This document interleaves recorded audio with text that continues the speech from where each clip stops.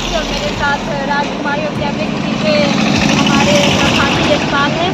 हम लोग यहाँ एससी पेपर के अंतर्गत कार्य और शिक्षा में यहाँ एक दुकान है सौम्या तेल, इसमें हम लोग कुछ जानकारी लेने के लिए आए हैं, समझने के लिए आए हैं कैसे यहाँ पे तेल बनाया जाता है और ये कैसे कार्य करते हैं।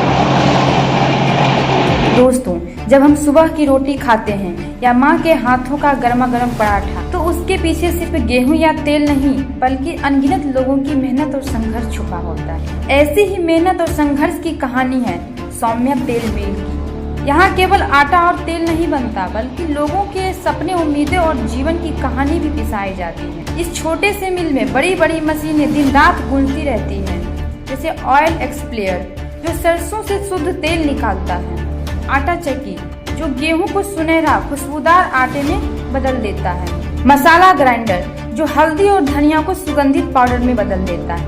लेकिन मशीनें सिर्फ लोहे की नहीं होती, असल मशीन तो है ये लोग जिनके खून पसीने से यह मिल चलती है। उनके हाथों के छाले, उनके आंखों की धूल और उनकी सांसों की थकान ही असली इंजन है इस मिल का। सौम्या तेल मिल की चमक धमक के पीछे कठिनाइयों का अंधेरा है।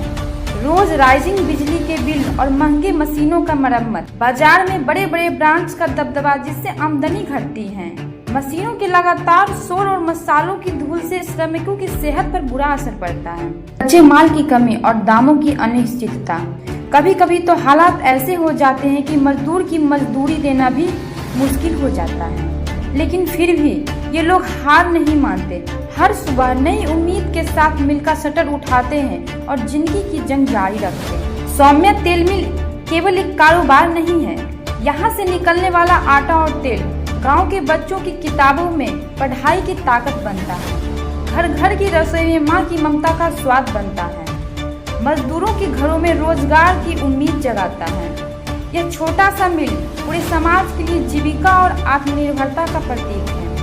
सौम्या तेल मिल की कहानी हमें यह सिखाती है, जिंदगी की असली ताकत मशीनों से नहीं बल्कि इंसानों की मेहनत और हौसलों से बनती है।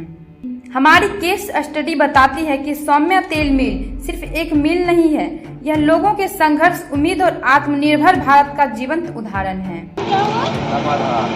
इस मिल की शुरुआत कब से हुई है?